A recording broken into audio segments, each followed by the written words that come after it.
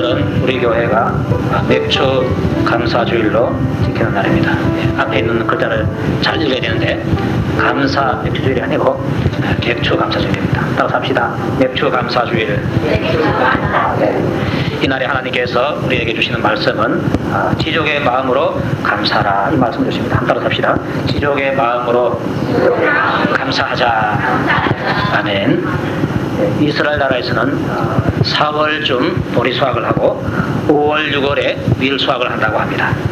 하나님께서는 그들에게 이러한 보리를 주시고 밀을 주시면서 맥주절을 지켜라 이렇게 명령하게 되었습니다. 이 명령을 따라서 우리 한국교회가 그 원리를 다 적용해가지고 봄에 거둬들이는 곡식 가지고 맥주 감사주의를 지키는 것입니다. 현재는 보리 농사하는 사람이 별로 없지만은 제가 어렸을 때만 해도 의뢰이 보리 농사 짓고 그 다음에 보리가 끝나고 나면은 모를 심어서 또 벼를 농사했습니다. 그 이제 전통이 계속적으로 이어와서 이름이 맥주 감사주일이라 이렇게 말합니다. 이 맥주 감사주일은 우리가 수고해서 열매를 거두어 드리는데 이 열매를 하나님께서 주셨다 하는 그 고백 가지고 감사를 드리는 것이 바로 이 맥주 감사 주일인 것입니다.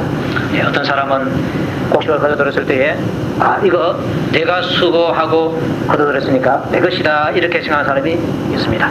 누가복음에 보면은 우리 썩은 부자가 나오는데 그가 한 해에 곡식을 거둬들였는데 다른 때보다 훨씬 더 많은 곡식을 거둬들였습니다. 여러 해 쓸 곡식을 거둬들이고 하는 말이 야 내가 창고를 더 크게 짓자. 그래서 내 모든 곡식을 거기다 두고 평안히 쉬고 먹고 마시고 즐거워하자 이렇게 말했습니다. 이 부자는 내가 농사를 해서 거둬들였으니까 이 모든 것이 바로 내 것이다 이런 마음을 가지고 있습니다. 내 것이라고 생각하니까 내가 먹고 내가 마시고 내가 즐겨야 된다 이런 답이 나온 것입니다. 그런데 하나님께서는 그거 너 것이 아니다. 바로 그 모든 곡식 내 것이고 내가 너에게 복으로 준 것이다 이런 말씀을 하고 있는 것입니다. 이 말씀에 따라서 우리가 믿음을 가져야 되는데 내가 수고해서 거둬들인 모든 곡식들 또 내가 일해서 번 모든 돈 이 모든 것이 바로 하나님의 것이다. 여러분들 이 고백을 할 수 있기를 축복합니다. 내 것이 아니라 하나님의 것이라고 생각을 하게 될 때에 비로소 하나님께 드릴 수가 있고 또 그것을 같은 형제에게 자매에게 나눠줄 수가 있다는 것입니다. 자, 그런데 맥주절을 지킬 때 하나님께서는 이스라엘 백성들에게 첫 열매를 바치라 이런 말씀을 주셨습니다. 첫 열매. 왜 하나님께서 첫 열매를 바치라고 했는가? 그것은 다른 것이 아니라 그 첫 열매가 나중에 열리는 열매를 대표하는 열매이기 때문에 그렇습니다. 가정에서는 자녀가 태어날 때에 장자가 그 모든 자녀를 대표하는 사람이 됩니다. 그래서 장자를 바쳤다 하는 것은 바로 그 모든 자녀들을 바쳤다 하는 말과도 동일합니다. 그리고 또한 소득을 가졌을 때 11조를 바치라 했는데 그 11조가 바로 전체 소득을 대표하는 것이 11조입니다. 마찬가지로 이 첫 열매는 전체 열매를 대표하는 것이 바로 첫 열매이기 때문에 이 첫 열매를 바치라 이렇게 말한 것입니다. 그래서 첫 열매를 바치라고 하는 것은 바로 너 가진 모든 것을 다 바치는데 대표로 첫 열매를 바치라 이것입니다. 우리가 그 말씀에 순종해서 첫 열매를 바칠 때 그것은 바로 이 모든 열매가 바로 하나님의 것입니다. 하나님께서 저에게 복을 주신 것인데 이것이 바로 하나님의 것입니다. 라는 믿음의 표현이 되는 것입니다. 그래서 첫 열매를 반드시 바칠 것을 말씀하고 있는 것입니다. 자, 이렇게 첫 열매를 바칠 때에 하나님의 것이라는 믿음으로 바치고 또 감사의 마음을 가지고 바치고 또 하나님께서 나에게 복을 주신 대로 바쳐라. 그리고 신 대로 드려라. 이렇게 말씀하고 있습니다. 그리고 또 바칠 때에 흠없는 것으로 드려라. 가장 좋은 것으로 드려라. 이런 말씀하고 있습니다. 처음으로 열리는 열매가 수두룩한데 그 가운데서도 가장 좋은 것을 골라서 하나님께 바쳐라. 그렇게 말하는 것입니다. 이 말씀을 따라서 이스라엘 백성들 가운데서 경건한 사람들, 하나님을 잘 믿는 사람들은 말씀대로 좋은 것을 하나님께 바쳤습니다. 그런데 그 중에는 경건치 못한 사람이 있고 잘 하나님을 공개하지 않는 사람이 있습니다. 그네들은 상한 것 가지고 하나님께 드렸습니다. 특히 말라기에 보면은 일반 제사 드릴 때도 양이나 소나 염소 드리는데 좋은 것, 흠없는 것으로 드려야 되는데 그네들은 상한 것, 다리 부러진 것, 꼬리 잘린 것, 병든 것 이런 거 가지고 잡아다가 하나님께 바쳤습니다. 그런데 하나님께서 그것을 다 보시고 계셨습니다. 그래서 하는 말이 너가 지금 나에게 바치고 있는 그것을 너의 총독에게 갖다 줘봐라. 그렇게 말합니다. 만약에 병든 것, 다리 부러진 것, 꼬리 잘린 것, 상한 것 이런 것을 총독에게 선물로 갖다 드리면은 총독이 좋아하겠습니까? 내 이놈 나를 우롱하느냐 하면서 그를 때릴 것입니다. 그런데 그런 것을 하나님께 갖다 바치다라는 것입니다. 그래서 하나님께 공개하는 마음이 없이 감사하지 말아라. 하나님을 사랑하는 마음 가지고 그분을 공개하는 마음 가지고 그분을 무겁게 여기는 마음을 가지고 좋은 걸 가지고 드리라. 이런 말씀을 주고 있는 것입니다. 자, 이렇게 하나님께서 명하신 대로 좋은 것 가지고 공개하는 마음으로 드리는 사람에게 하나님께서 무엇을 약속하시는가? 바로 물질의 복을 약속해 주었습니다. 잠언서 3장에서 이렇게 말합니다. 내 창고가 가득히 차고 내 젖틀에 새 포도즙이 넘치리라. 이렇게 말씀하는 것입니다. 한번 따라서 합시다. 내 창고가 가득히 차고 내 젖틀에 새 포도즙이 넘치리라. 아멘. 이런 복을 하나님께서 주신다고 말씀하고 있는 것입니다. 그래서 하나님께 드리는 것을 통해 가지고 복의 씨앗을 심는 것이 되고 그 복의 씨앗이 자라서 열매를 그렇게 거둔다는 것입니다. 창고가 가득히 차는 복, 포도즙 틀에 그 포도즙이 넘치는 복, 이 복을 하나님께서 풍성하게 부어주신다. 감사 생활을 바로 하는 것이 바로 하나님을 공개하는 것이 되고 또 하나님께서는 그런 사람에게 복을 주시겠다. 물질을 드렸으니 물질로 하나님께서 갚아주시겠다고 말씀하고 있는 것입니다. 제가 요즘 그 서울의 영성교회 담임 목사님이신 그 김사만 목사님이 오래전에 대구에서 어느 교회에서 부흥집회에 설교한 테이프를 제가 듣고 왔습니다. 거기에 참 재미있는 이야기가 있어요. 자기 교회 부목사님들이 많지 않습니까? 또 거쳐간 부목사님들 많은데 그 가운데서 유독 한 부목사님이 감사 생활을 그렇게 잘하더라는 것입니다. 그 자기 눈에 띌 정도로 잘하니까 아주 잘하는 것입니다. 수시로 두 목사님과 사모님 이름으로도 하지만은 아기 이름으로 감사 예물도 드리고 또 아기 때문에 돈 버는 게 있습니다. 어디 애기 안고 가면은 이제 아기 사주라고 이렇게 뭐 돈 주잖아요. 일일이 다 11절을 하고 감사를 하는 것입니다. 유독히 이제 그게 보인다는 것입니다. 근데 이 감사 생활을 잘하는 그 부목사님에게 하나님께서 희한한 방법으로 복을 주게 됐다는 것입니다. 그 아이가 아주 참 무량아처럼 생겼는가 봐요. 우리 아이도 지금 우리 교회도 지금 무량아처럼 생긴 아이가 하나 있습니다. 누구라고 말 안 하겠습니다. 주위에서 무량한 대회가 있는데 그 한번 나가보라. 그래서 재미삼아 한번 나가봤어요. 나가보니까 거기에서 1등을 해버렸습니다. 할렐루야. 우리 아이가 아니라도 예수 믿는 자녀의 아이가 그렇게 됐다 하면 좋아할 줄 아닙니다. 저 우량아가 되니까 거기서 받는 뭐 상품하고 상금이 있는데요. 그건 아무것도 아니에요. 어느 그 아기들이 먹는 그 뭐 제품을 생산하는 곳에서 전화가 왔어요. 광고 섭외가 들어온 겁니다. 그래서 어떤 광고를 찍는 거 하니까 잔디밭에서 이제 아이가 막 뛰가다가 공을 따라서 큰 공을 따라서 막 뛰가다가 넘어지는 거. 넘어지는 건 모르겠어요. 하여튼 뛰가다가 공 따라가다가 이제 공 따라가는 그 화면이 나오고 마지막에 이제 그 회사 그 제품이 이제 화면에 딱 뜨는 것입니다. 걔는 그 회사 제품을 본 적이 없는데 회사에서는 그렇게 이제 승진하는 것입니다. 자, 그런데 그 계약을 할 때에 매달 얼마씩 주기로 했는가 봐요. 그런데 자기 부모사님이 그 교회에서 생활비 받는 것보다도 더 많은 액수를 아기가 벌어들였다는 것입니다. 참 감사 생활을 잘하는 사람, 하나님을 공경하고 수시로 감사하는 것이 있으면 감사거리를 봉투에 적어다가 하나님께 드리고 이런 사람에게 하나님께서 그런 방법을 통해서 아기 이름으로 했더니 아기 이름을 통해서 하나님께서 그렇게 많은 복을 주시다는 것입니다. 그래서 복 받는 비결이 있구나. 감사 생활을 잘하는 것, 감사 생활을 바로 하는 것, 이것이 바로 하나님께로부터 복 받는 비결 가운데 하나가 되는구나. 따라서 합시다. 감사 생활을 바로 하자. 바로 하는 것이 잘하는 것입니다. 자, 그런데 이 감사 생활을 바로 하기 위해서 또 잘하기 위해서 필요한 우리에게 주어지는 마음의 자세가 있습니다. 그게 바로 오늘 여기에 있는 지적하는 마음인 것입니다. 지적하는 마음. 이 지적이라는 말은 현재 나에게 있는 말을 족한 줄로 아는 마음, 족한 줄로 아는 마음, 또 위치와 현 환경을 감사하면서 거기에 만족할 줄 아는 마음, 이게 바로 지적인 것입니다. 이 지적하는 마음이 있으면 경건이 큰 이익이 된다, 이런 말씀을 하고 있는데, 이 지적하는 마음이 있어야 경건한 생활을 제대로 할 수 있다. 경건한 생활 가운데서 아주 많은 부분을 차지하고 있는 것이 바로 감사 생활입니다. 감사 생활을 잘하기 위해서 꼭 필요한 것이 바로 우리에게 지적하는 마음이 있는 것입니다. 따라서 합시다. 지적하는 마음. 지적하는 마음. 이 마음을 여러분들이 꼭 가질 수 있기를 축복합니다. 사람들은요, 이 지적하는 마음이 참 부족합니다. 현재 내 위치에 대해서 감사할 줄 모르고 만족할 줄 모르고 불평을 늘 하는 것입니다. 어느 기관에서 직장인을 상대로 해서 현재 다니고 있는 직장에 여러분들 만족하십니까? 이 만족의 정도를 물었는데 만족하지 못하는 사람들이 3분의 2쯤 됩니다. 한 30% 정도만 만족하고 나머지는 만족하지 못하는 것입니다. 우리의 삶 가운데서 이 직장에서 직장 다니는 사람은 이 직장 생활이 아주 큰 부분을 차지하고 있는데 만족을 못하면 감사가 나오겠습니까? 만족이 나와야 하나님 이 직장 주신 것 감사합니다, 이렇게 나오는 것입니다. 또 가정생활에 있어서 남편과 아내들에게 이렇게 물어보니까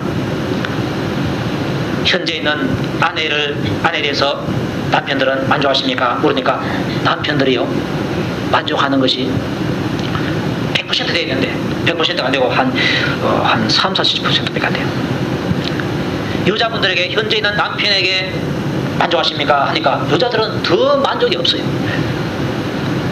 그러니까 직장에서도 만족을 못 누리고 가정에서도 만족을 못 누리니까 늘 마음이 우울하고 불안하고 불편한 것입니다.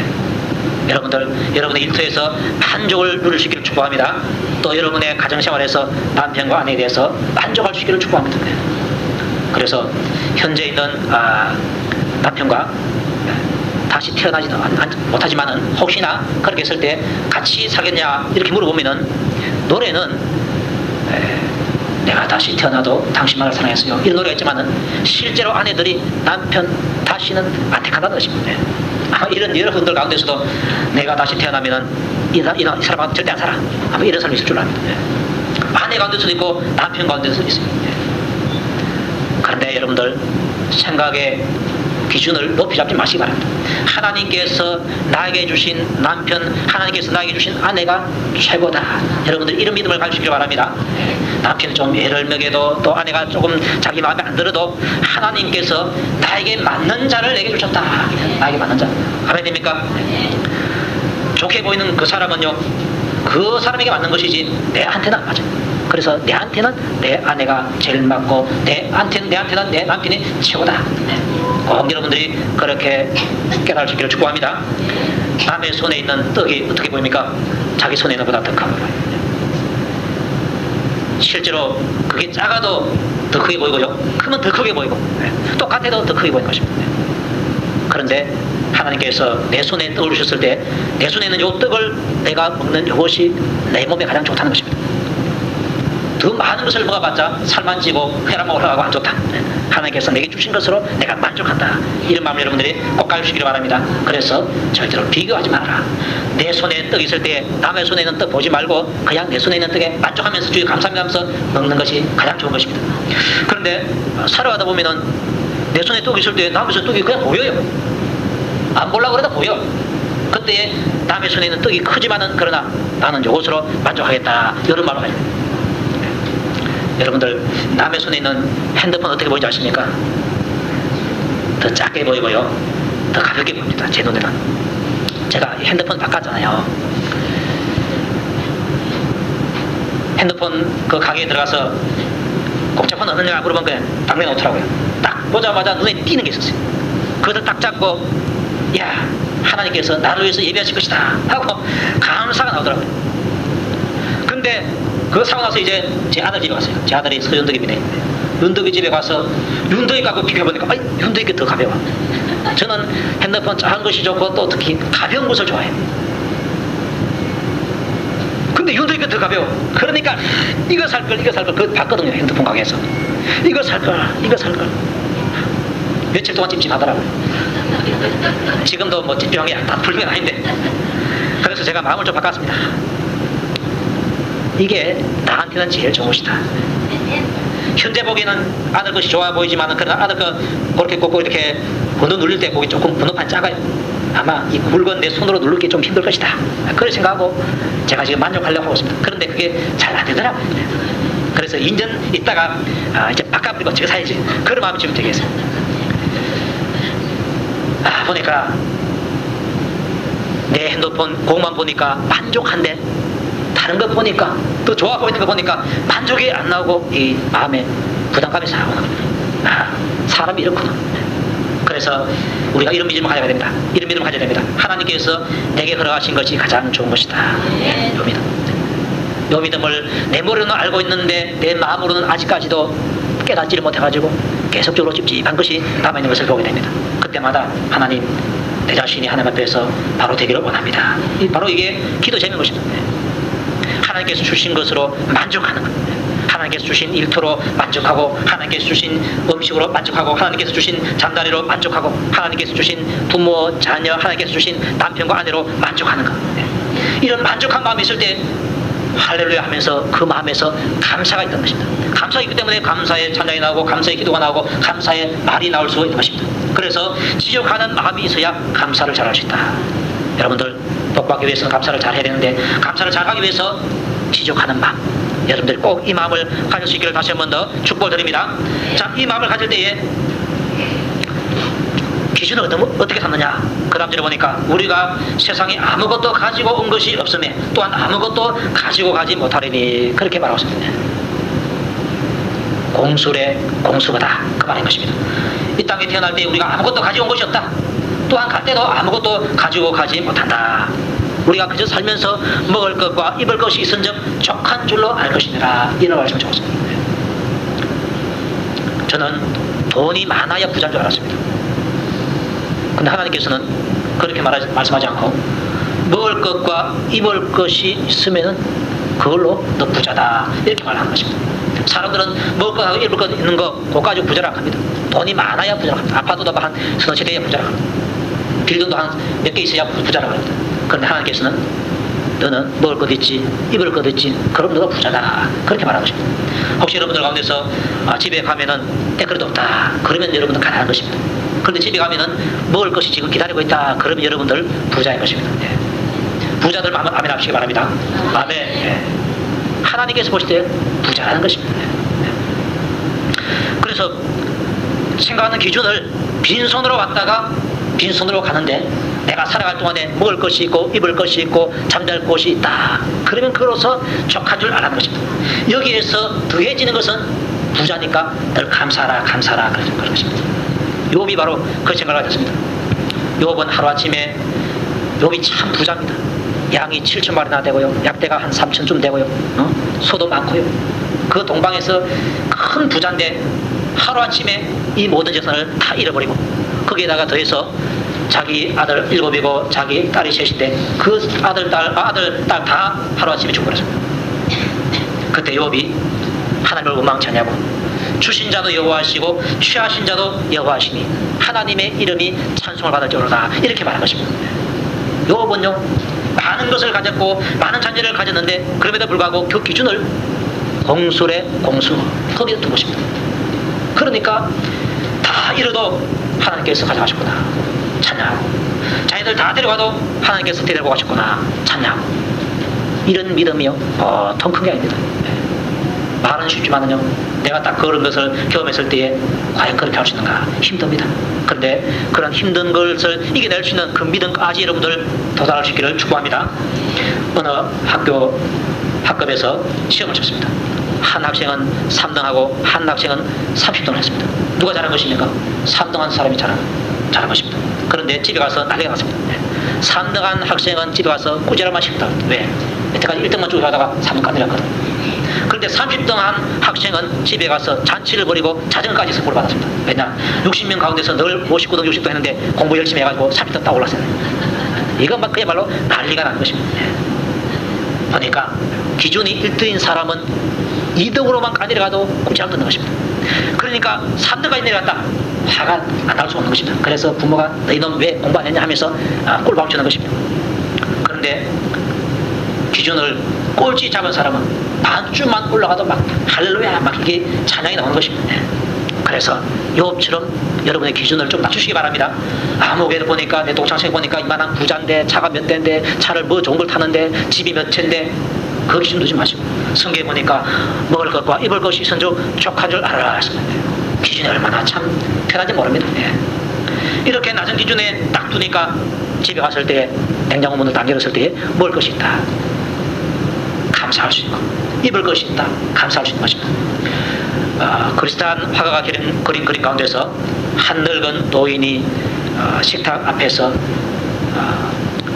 빵 한 조각 있고 스프 한 그릇 있는데 그것을 앞에 두고 감사 기도하는 그림이 있습니다. 그 노인은 가난한 노인입니다. 낡은 탁자에다가 오래된 성경책을 앞에 두고 식사도 화려한 징수청산이 아니고 빵 하나하고 스프 하나입니다. 그런데 하나님께서 나에게 이 먹을 것을 주셨다. 여기에 대해서 감사하는 그 기도. 여러분들이 그 기도를 마음속에 딱 그리면서 나도 하나님 앞에서 이 먹을 것을 주신 데 대해서 감사해야 되겠다. 이 감사의 마음이 여러분들이 새록새록 솟아날 수 있기를 축복합니다. 아마 우리가 예배 마치고 나면은 식당에 가서 밥을 먹게 될 것입니다. 근데 저는 잘 모르지만은 아까 보니까 소고기국 냄새가 나더라고요. 소고기 냄새. 옛날에는 잘 먹어보지도 못했는데 생일날이나 뭐 특별한 날에나 먹은 그 소고기를 오늘 먹게 됩니다.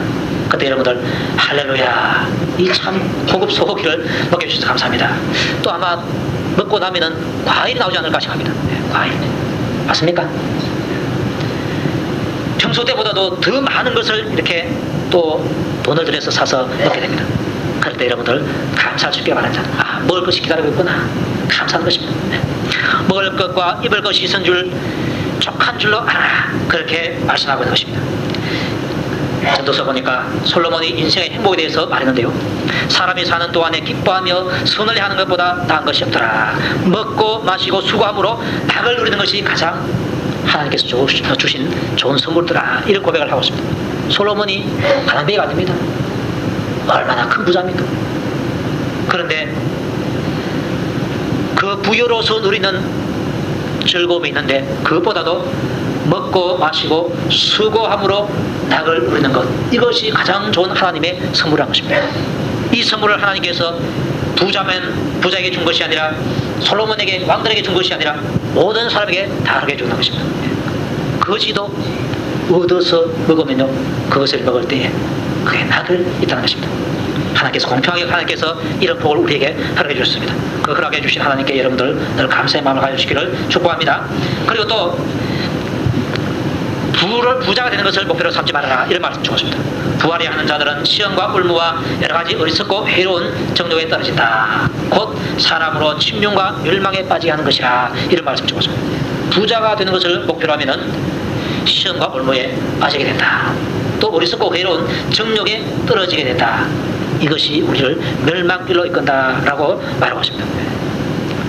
근데 많은 사람들은 부자가 되는 것을 목표로 살고 있습니다. 공무원들도 그렇게 하고 기업체들도 그렇게 하고 그렇게 하다 보니까 공무원들이 뇌물 받아먹고 나중에 이제 들키면은 처벌을 찾는 것입니다. 이번에 그 검찰총장 그 청문회 나온 분 결국은 그 돈 때문에 떨어지지 않습니까?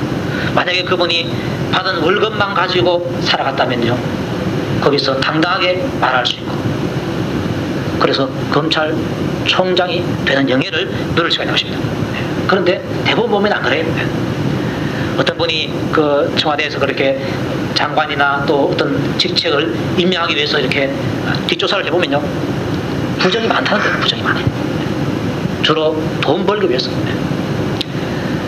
어느 택지가 개발된다 그러면 미리 정보를 다 하잖아요. 위에 있는 사람들은 위장 전입 해가지고 땅 사고 땅값 올라가면 이제 땅 팔아서 돈 벌고 이런 걸 하는 것입니다. 이 부자가 되는 것을 목표로 두고 살아가니까 결국은 많은 사람 앞에서 추한 꼴을 당하게 된다는 것입니다. 그래서 우리의 목표를 좀 낮추라는 것입니다. 부자가 되는 것에 목표 두지 말고 하나님 앞에서 바로 살고 또 인생의 본분을 하나님 앞에서 다하는 것, 하나님이 일해서 하늘에 상을 받는 것, 여기 하늘의 나라에서 가치가 있는 그것에 두라는 것입니다. 이렇게 가치가 있는 것에 두게 되면은 죄를 짓지 않을 수가 있다. 그렇게 말하고 있습니다.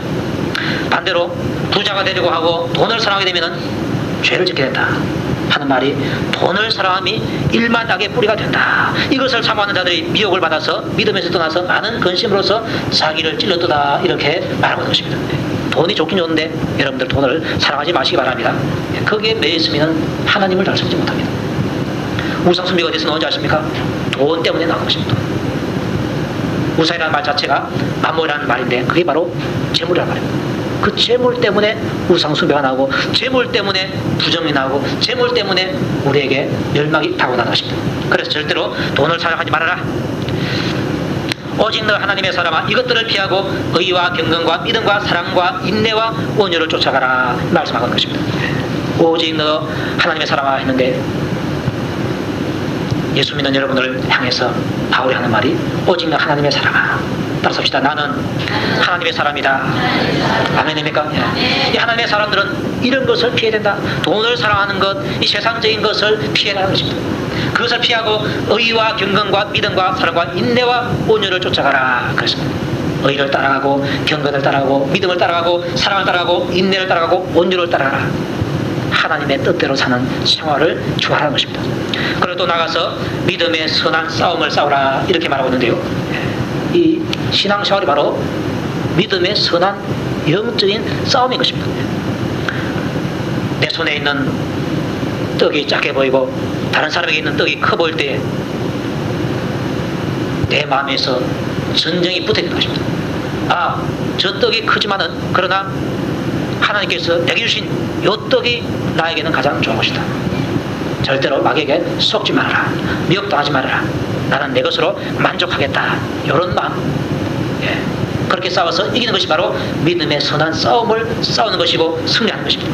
이 믿음의 선한 싸움을 싸울 때에 하나님께서 우리에게 돕는 자가 되어주시겠다. 대장이 되어주시겠다. 이렇게 말씀하고 있는 것입니다. 여러분들 꼭 믿음의 선한 싸움을 싸우시길 바라고요. 그 싸움에서 반드시 승리할 수 있기를 축복합니다. 그래 또 나가서 영생을 취하라 그랬습니다. 영생을 취하라. 이를 위하여 내가 부르심을 입었고 많은 정인 앞에서 선한 증거를 하였도다. 이렇게 말씀하고 있습니다. 디모데에게 하는 말인데, 너가 믿음의 선한 싸움을 싸우고 영생을 취하는 이 일을 위해서 네가 부르심을 입었다. 그리고 많은 정인들 앞에서 그 선한 증거를 했다. 그러니까 디모데가 그런 싸움을 싸우고 그 싸움에 대한 이긴 것을 증거하면서 살았다는 것입니다. 디모데가 할 수 있다면 우리도 할 수 있다. 바울이 할 수 있었다면 우리도 할 수 있다. 이 믿음을 여러분들이 꼭 가지시길 바랍니다. 돈에다가 목표를 두는 것이 아니라 믿음의 선한 싸움을 싸우는데 목표를 두고 영생을 취하는데 목표를 두라는 것입니다. 자, 이 모든 과정에서 가장 중요한 것이 바로 지족하는 마음입니다. 지족하는 마음. 이 지족하는 마음이 나에게 있을 때 감사가 나오게 되고 하나님께 영광을 돌리게 되는 것입니다. 그런데 이 지족하는 마음은 마음의 그 기준을 낮춰야 가능한 것입니다. 빈손으로 왔으니까 빈손으로 간다. 먹을 것과 입을 것이 있은 줄로 족한 줄 알아라. 이렇게 마음을 낮출 때 비로소 감사가 나온다는 것입니다. 한 해 보리를 걷어들이고 감자를 걷어들이고 양파를 걷어들이고 또 과일들을 걷어들입니다. 그런데 우리 집보다도 다른 집 보니까 더 많이 나왔어요. 그러면은 그만 감사한 마음이 없습니다. 그런데 하나님께서 내게 주신 이것으로서 나는 만족하다. 힘들지만은 믿음의 선한 싸움을 싸워서 이기시길 바랍니다. 그러기 위해서 지족의 마음, 이 지족의 마음을 가지고서 여러분들도 하나님께 감사함으로 살아갈 수 있는 여러분들 될 수 있기를 주님의 이름으로 축복합니다.